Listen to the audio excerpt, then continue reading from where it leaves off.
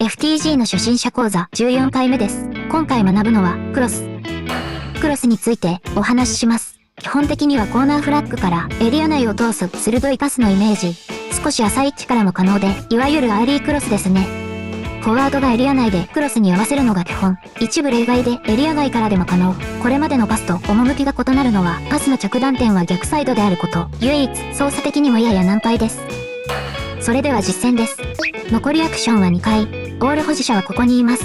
クロスを上げられる位置へ移動する。いろんな数値が出現しました。それぞれ説明していきましょう。ボール保持者の数値はパス能力。そして逆サイドにある5はクロスファクターです。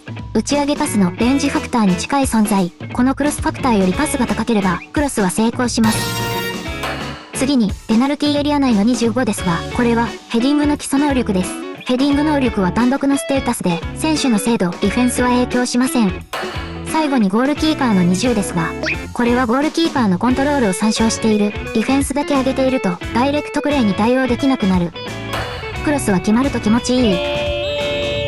アーリークロスはどうでしょう。クロスファクターは40、難度が上昇しています。試験だと必ず決まりますけどね。次の課題です。残りアクションは2回。ボール保持者のポジションは良い。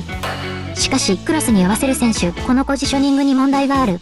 ちなみに、彼がセンターフォワードなら問題はない。しかし、彼はユニバーサルフォワードなので、ペナルティエリアに侵入しましょう。